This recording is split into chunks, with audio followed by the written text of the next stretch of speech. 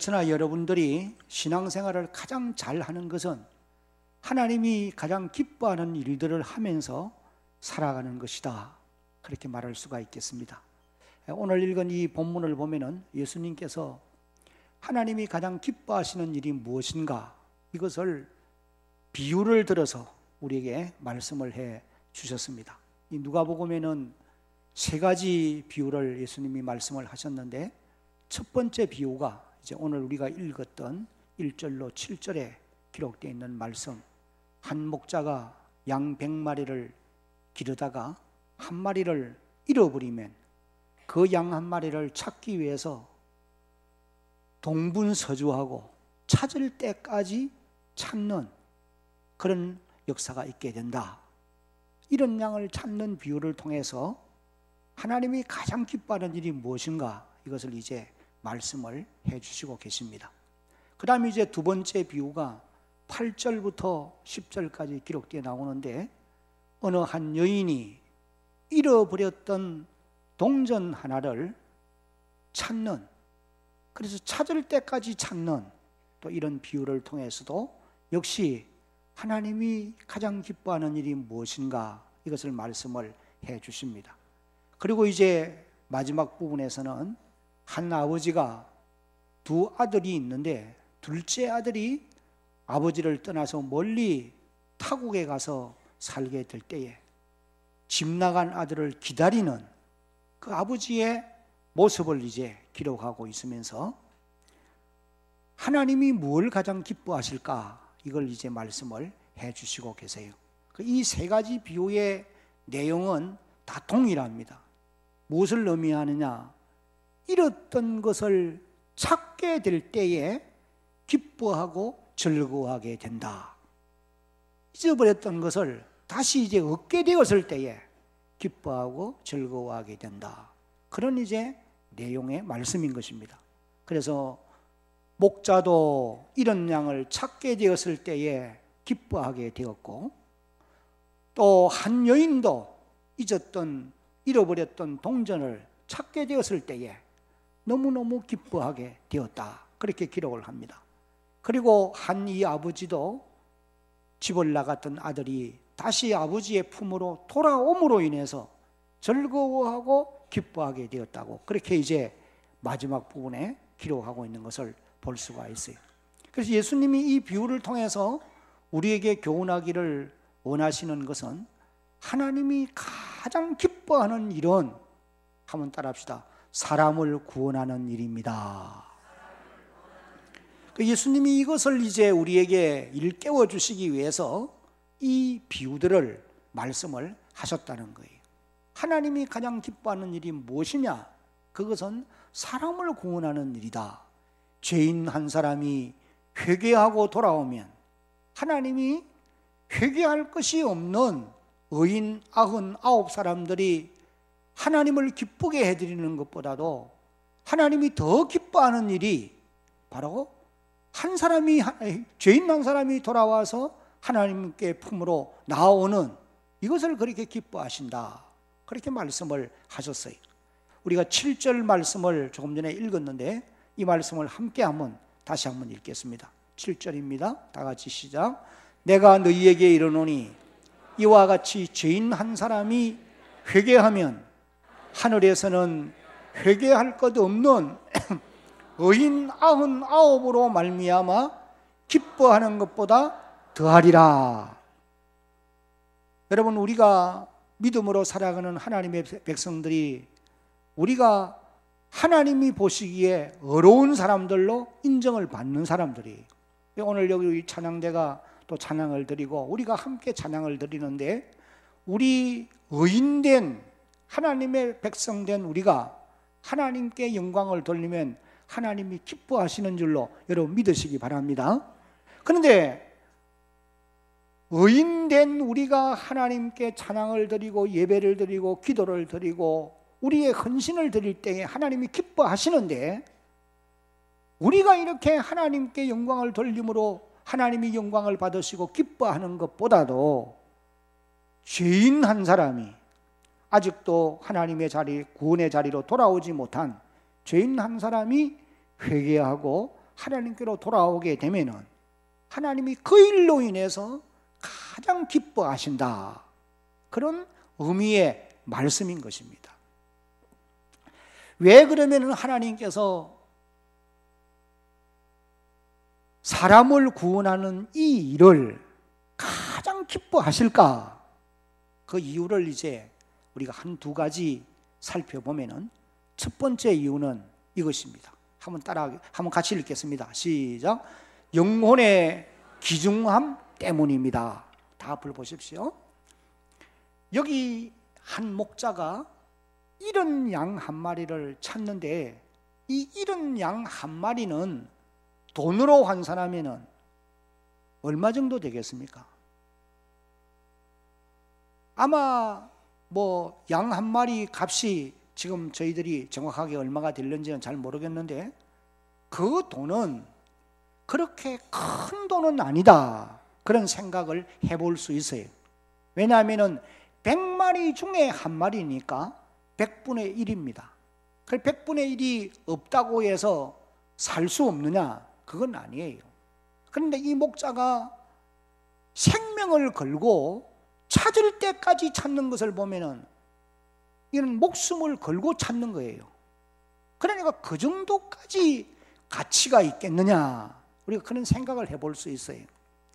그런데 오늘 이 본문에 기록되어 있는 말씀을 보면은 찾을 때까지 찾는 이런 목자의 그 자세를 보면은 이 양 한 마리는 너무도 귀중한 것임이 분명한 사실이라는 거예요.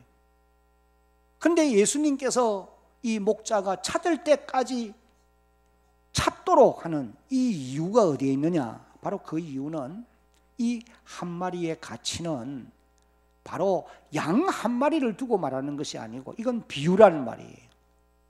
이건 사람의 영혼이, 사람의 생명이 그만큼 귀중한 것이기 때문에 찾을 때까지 찾아야 된다. 이것을 우리에게 교훈해 주고 있는 그런 말씀인 것입니다. 그래서 여기 7절에 이 비유에 나오는 이런 양은 무엇을 가리키느냐? 하나님이 구원 주시기로 작정한 사람들 가운데서 아직도 돌아오지 않고 있는 죄인 한 사람을 가리켜서 이런 양이라. 그렇게 이제 비유적으로 예수님이 말씀을 하고 있다는 것입니다.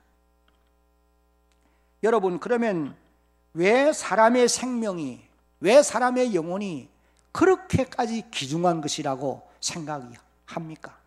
오늘 이 땅에 많은 사람들이 생명의 존엄성을 모르잖아요. 사람 죽이는 일이 예사롭게 이제 보도가 되어지고 있고 또 돈 때문에 많은 사람들이 희생되는 이런 모습들도 우리가 볼 수가 있는 것입니다. 그러나 오늘 읽은 성경을 보면은 한 사람의 생명이, 한 사람의 영혼이 너무도 귀중하다라고 하는 것을 우리에게 일깨워주고 있는 것입니다. 그래서 하나님이 한 생명이 회개하고 돌아오면은 가장 기뻐하신다라고 말씀을 하시고 계세요. 여러분이 지난 시간에도 함께 살펴보았습니다마는 마태복음 16장 26절에 보니까 예수님께서 이렇게 말씀을 하셨어요.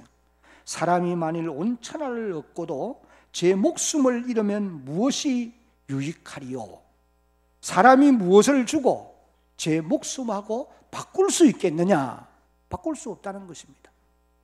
그래서 예수님은 이 말씀을 통해서 한 영혼이 천하와도 바꿀 수 없을 만큼 그렇게 귀중한 것이다. 이것을 우리에게 말씀을 해 주시고 계십니다. 예수님은 이것을 분명히 깨달아 알고 계셨고 그랬기에 이 땅에 오셔서 그의 삶을 살펴보면은 아버지가 그에게 맡겨주신 한 생명 한 생명을 구원하는 이 일에 전심을 다하였다고 하는 사실이 요한복음 6장 39절을 읽어보면은 아버지가 자기에게 맡기신 자들을 가운데 하나도 잃어버리지 아니할 것이다. 다 구원할 것이다 라고 말씀을 하신 것을 봅니다. 나를 보내신 이의 뜻은 내게 주신 자 중에 내가 하나도 잃어버리지 아니하고 마지막 날에 다시 살리는 이것이니라. 예수님께서 그렇게 말씀을 하셨던 것입니다. 그래서 예수님은 땅 위에 계시는 동안에 한 생명 한 생명을 구원하기 위해서 최선을 다하시며 사셨던 것이, 여러분이 마가복음 5장을 읽어보면은 그라사 지방에 귀신 들린 한 청년이 살고 있는데, 예수님은 그 청년을 사단의 권세에서 건져내기 위해서 지난밤에 갈릴리 바다를 건너서 그리고 밤을 새워 그를 찾아와서 귀신을 쫓아주시고, 그리고 또 돼지 2,000마리 떼를 희생시키면서까지 그 한 생명을 살려내는 이런 모습을 우리가 볼 수가 있습니다. 그것은 그 한 생명이 하나님이 보시기에 너무도 귀중하기 때문에 그렇게 하신다는 거예요. 그뿐만 아니고 성경 복음서를 읽어보면은 예수님께서 사단의 권세에 눌려 있는 수많은 사람들을 구원해 주시는 이런 기록을 우리가 볼 수가 있는 것입니다. 그리고 마지막에는 예수님께서 사람을 구원하기 위해서 자신이 십자가에 죽고 다시 부활하심으로 구원 사역을 완성하시는 이와 같은 모습을 우리가 볼 수 있습니다. 그래서 주님은 자신의 죽음과 부활을 통해서 이루어놓은 이 구원 사역을 통해서 오늘도 지상의 교회가 이 소식을 전해서 많은 생명을 구원할 것을 명령하고 계시는 것입니다. 사랑하는 여러분, 오늘 우리 모든 성도들도 한 생명의 귀중함을 깨달아 알고 예수님처럼 사람을 구원하기 위해서 최선의 노력을 다하는 그런 저와 여러분들이 되어야 할 것입니다. 이것이 하나님이 우리에게 요구하는 바예요. 그 다음에 이제 두 번째로 왜 하나님께서 사람 구원하신 일을 그렇게 기뻐하시느냐, 같이 한번 읽어봅니다. 시작. 구원받지 못한 사람들의 비참함 때문입니다. 이런 양은 자기의 길을 찾을 수 없습니다. 그리고 또 비바람을 피할 수도 없어요. 그리고 또 자기에게 다가오는 짐승들의 위협으로부터 스스로 방어할 능력이 없는 것입니다. 그래서 이런 양은 목자가 찾아나가서 찾지 아니하면은 그는 그 마지막 결과는 비참한 죽음을 맞이할 수밖에 없다고 하는 사실이, 여러분, 이와 같이 구원받지 못한 사람의 영혼은 마치 이런 양의 상태와 다를 바가 없는 것이다, 그렇게 말할 수가 있는 것입니다. 그래서 사람이 구원받지 못하면 첫째는 인생이 어디서 와서 어디로 가는지 알지 못하고 산다는 거예요. 생명의 길이 어디에 있으며 멸망의 길이 어떤 길인지 알지 못하고 살아간다는 거예요.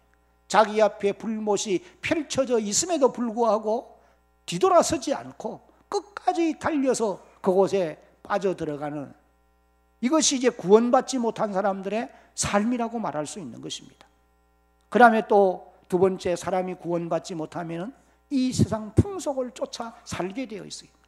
이것이 이제 에베소 2장 1절 이후에서 기록한 말씀인 것입니다. 세상 풍속에 얽매여서 자유하지 못하고 살아가는 그런 사람들의 모습이 구원받지 못하고 살아가는 사람들의 삶이라고 말할 수 있는 것입니다. 그 다음에 세 번째는 공중의 권세 잡은 마귀를 따라서 살아갈 수밖에 없는 것입니다. 여러분, 마귀는 근본적으로 악한 존재예요. 그래서 예수님이 요한복음 10장 10절에서 도적이 오는 것은 도적질하고 죽이고 멸망시키는 것뿐이지만은 내가 온 것은 양으로 생명을 얻게 하고 더 풍성히 얻게 하려는 것이다. 예수님께서 그렇게 말씀을 해 주셨던 것입니다. 그뿐만 아니고 사람이 구원받지 못하면은 이 세상 사는 동안에도 육신의 소욕을 쫓아서 자신의 육신의 소욕을 따라서 살아갈 수밖에 없다고 하는 것입니다. 육체의 욕심을 따라 살게 되면은 그 결과가 어떻게 되느냐? 너무도 비참할 수밖에 없지요. 오늘 우리 성도들은 성령의 열매를 맺히면서 살아야 되는데 구원받지 못하면은 육체의 욕심을 따라 살아갈 수밖에 없는 거예요. 그 다음에 이제 또 한 가지는 본질상 진노의 자식이 되어서 영원한 형벌을 받을 수밖에 없는 것이다. 하나님의 말씀이 그렇게 기록을 하고 있는 것입니다. 여러분, 누가복음 16장을 읽어보면은 예수님께서 한 비유를 들어 이런 말씀을 하셨어요. 부자 한 부자와 나사로에 대한 얘기를 말씀하시는데, 나사로가 죽어 아브라함의 품에 들어가고 부자도 죽어 음부에 들어갔던 그 말씀을 이제 하시고 계십니다. 부자가 땅 위에서는 날마다 자색 옷을 입고 화롭게 살았는데 그의 한 생에도 끝나는 날이 와서 죽은 이후에 그는 음부에 들어간 것입니다. 그래서 그곳에서 이제 고통 중에 아브라함에게 이렇게 호소해요. 아버지 아브라함이여, 나를 불쌍히 여겨서 나사로를 내게 보내어 그 손가락 끝에 물 한 바구니를 찍어 내 혀를 좀 서늘하게 해주시기 원합니다. 내가 이 불꽃 가운데서 심히 괴로워하고 있습니다. 그런 고백을 했어요. 그랬더니 아브라함이 대답하기를, 너와 우리 사이는 큰 구렁이 끼어 있어서 올 수도 없고 갈 수도 없다. 한마디로 거절을 합니다.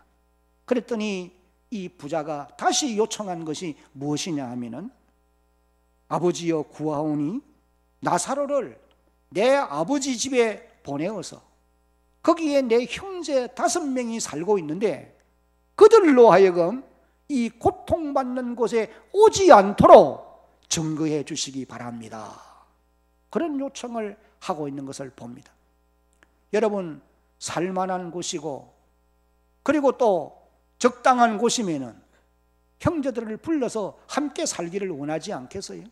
그런데 나사로를 보내어서 내가 이 지고 고통받는 이곳에 그들이 오지 아니하도록 증거해 달라, 그런 요청을 하는 것을 보게 되는 것입니다.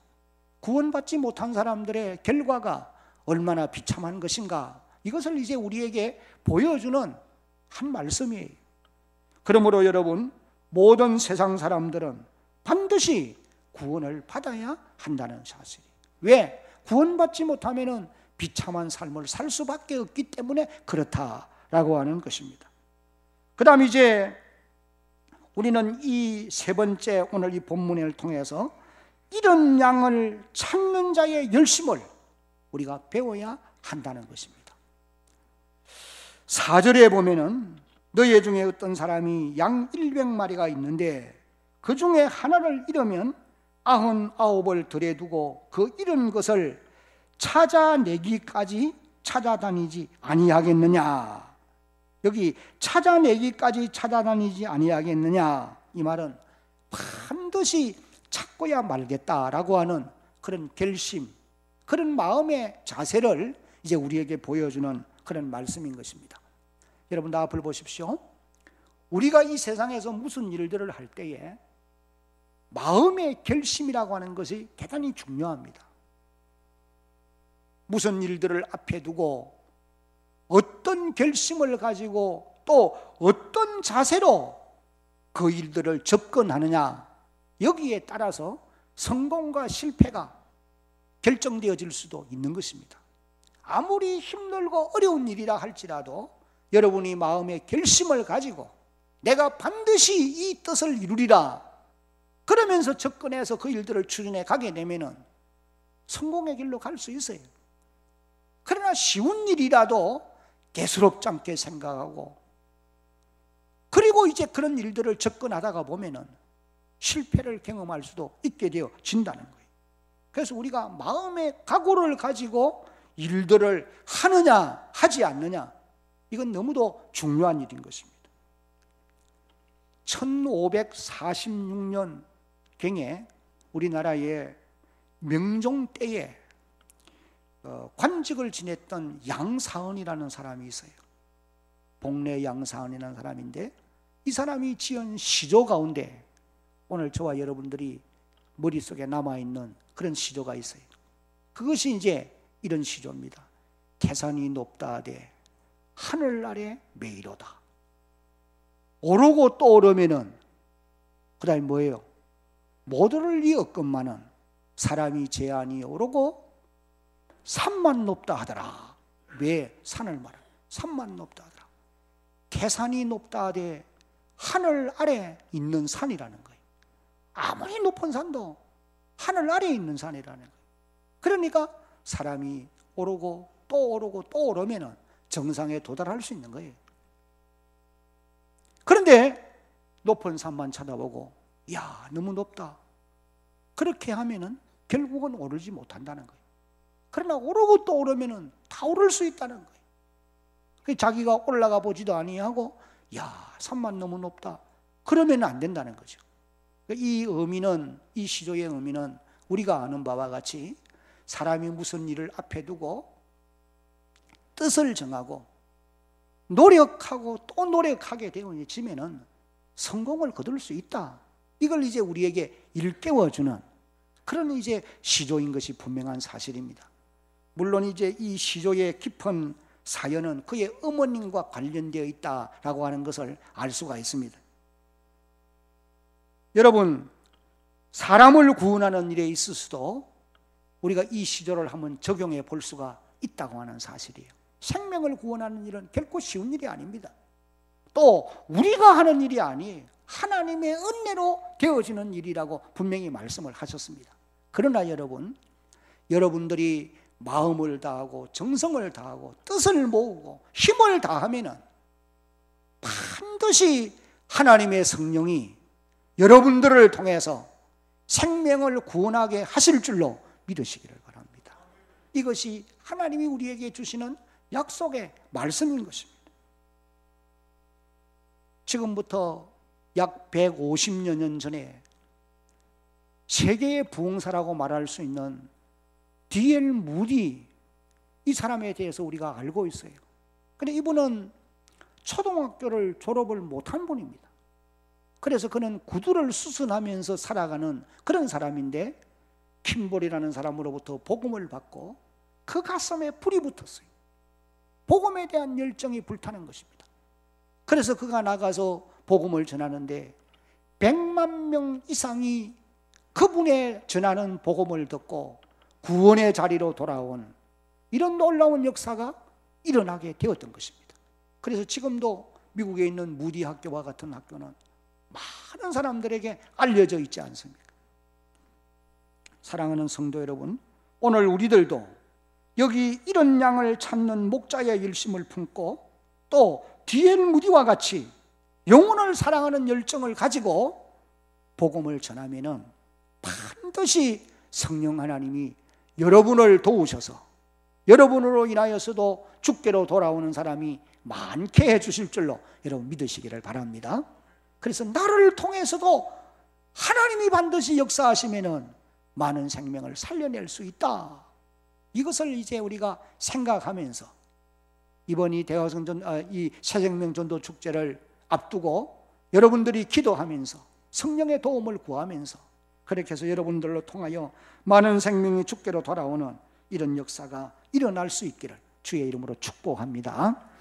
그러면은 이런 양을 찾는 목자의 모습에서 우리가 배워야 될 것이 뭐냐? 한 몇 가지 간단하게 살펴보면은 첫째는 다 같이 한번 읽어봅니다. 시작. 목자처럼 찾으러 나가야 된다. 조금 전에도 말씀드린 대로 이런 양은 자기 발로 돌아올 수 없어요. 목자가 가서 찾아주지 않으면 그는 돌아올 수 없는 것입니다. 그래서 예수님께서도 지상 명령으로 우리에게 명하시기를 너희는 가라고 명령했어요. 마태복음 28장 19절 이후를 보면은 너희는 가서 모든 민족을 제자로 삼으라. 마가복음 16장 15절 말씀에서도 너희는 한번 따라합시다. 온 천하에 다니며 만민에게 복음을 전하라. 온 천하에 다니면서 전할 것을 주님은 지상 명령으로 주시고 계신다는 것이. 그러므로 우리 성도들도 이런 양을 찾기 위해서는 나가야 돼요. 가만히 집안에 있으면서는 만날 수도 없고 찾을 수도 없는 것입니다. 그 다음에 이제 우리가 배워야 될 두 번째 교훈은 한 영혼의 귀중함을 알고 찾아내기까지 찾아야 한다는 거예요. 마음의 결심이 대단히 중요하다는 것입니다. 그 다음에 세 번째는 나아가서 데리고 와야 된다. 이것을 이제 우리에게 깨우쳐주고 있는 것입니다. 오겠지, 설마 오겠지, 그건 안 된다는 거예요. 강 건너여 데려다가 내 집을 채우라. 이것이 주님의 명령이에요. 우리가 사람을 강건하여 데려오려고 하면은 성령께서 그 사람의 마음도 감동해 주실 줄로 여러분 믿으시기를 바랍니다. 이제 마지막으로 한 영혼을 구원하게 되었을 때에 얻게 되는 복이 무엇이냐, 이것을 이제 오늘 이 본문을 통해서 우리에게 몇 가지 말씀해 주고 계십니다. 그 첫 번째는 한번 같이 읽습니다. 시작. 자신이 즐거워하게 됩니다. 5절을 보면은 또 찾은 저 즐거워 어깨에 메고, 그렇게 기록했습니다. 여러분 중에 여러분에게 가지고 있는 소유의 아주 중요한 것을 잃어버렸다가 다시 찾은 경험을 가진 분들이 계십니까? 그때 그 찾았을 때의 기쁨이, 이건 말로 표현을 잘 못합니다. 저도 이 시계를 한 40년, 근 30년 가까이 지금 가지고 있는데 이걸 몇 번 잊어버렸어요. 아무리 찾아도 없는 거예요. 근데 나중에 보면 이불 속에서 나오더라고. 얼마나 기쁜지. 아마 여러분들도 그런 경험들이 있을 거예요. 한 번은 목욕탕에 가서 지갑을 잊어버렸는데 나중에 찾았어요. 여러분들은 별로 안 기쁠지겠지만은 저는 거기를 찾아가지고 얼마나 좋았는지 모릅니다. 우리가 잊어버렸던 것을 찾는다고 하는 거, 이건 너무나 감격이, 생명을 살려내는, 생명을 구원하는 이 일보다도 더 큰 일은 있을 수 없어요. 그러니까 여러분 자신들이 기뻐하게 되어 있다는 거예요.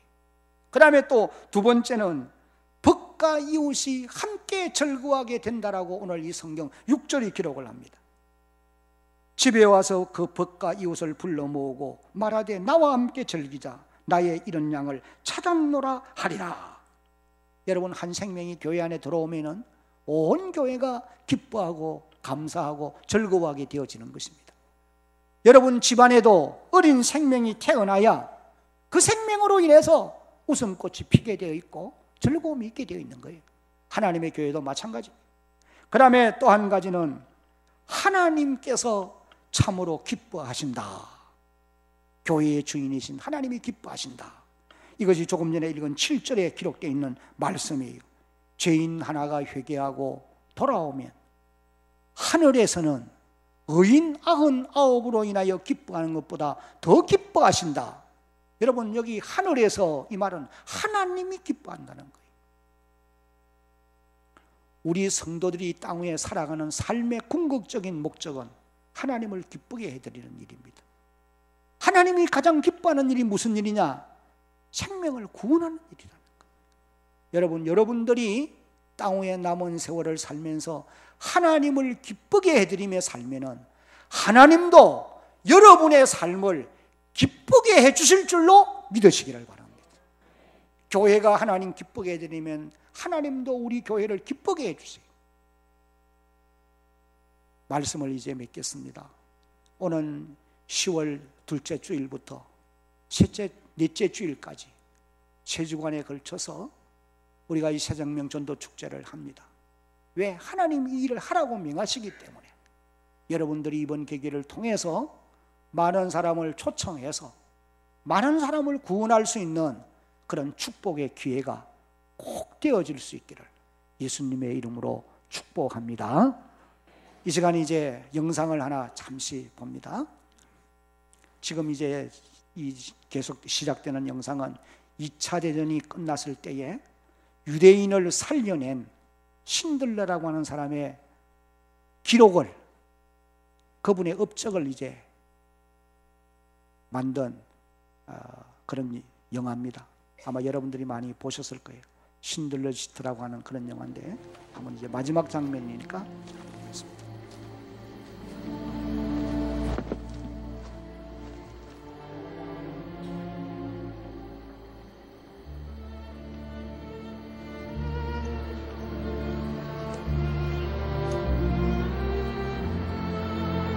It's Hebrew from the Talmud.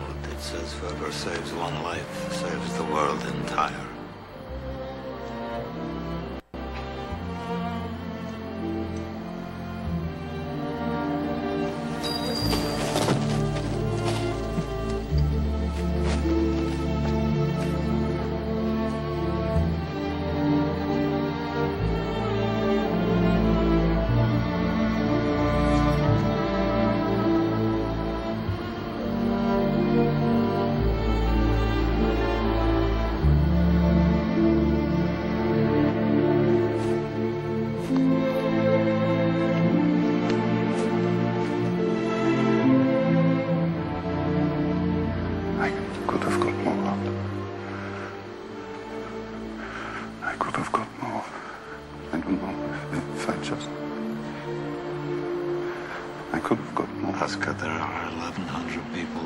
life because of you. Look at them.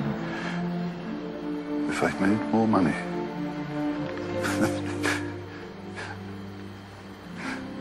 I threw away so much money. You have no idea. If I just... There will be generations because of what you did. I didn't do enough.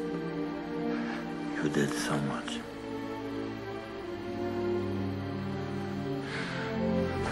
This car. Kurt would have bought this car.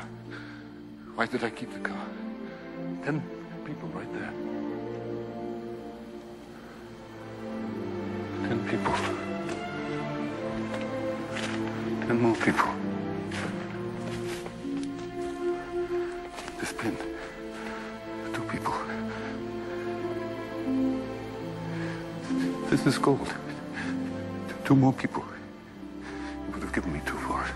At least 1. You would have given me 1. 1 more.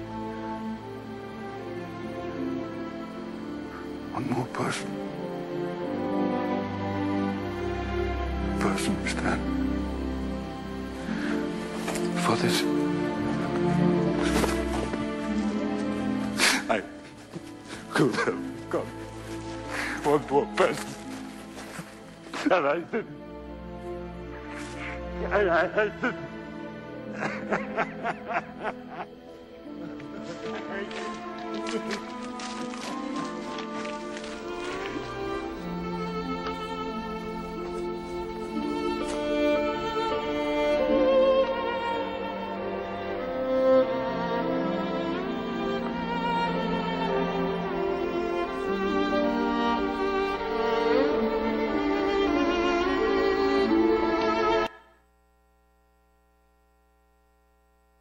이 신들러라고 하는 사람 한 사람으로 인해서 1100명이 히틀러에 의해서 죽임을 당하지 않고 살아나게 되었고, 또 그분이 마지막 하는 말 가운데 자동차 팔았으면은 10명은 살려냈을 것인데, 그렇게 이제 후회하는 그런 감동적인 말을 들을 수가 있습니다. 저도 이 영화를 지난번에 보았고 여러분들도 아마 보았을 거예요. 아주 감동적입니다.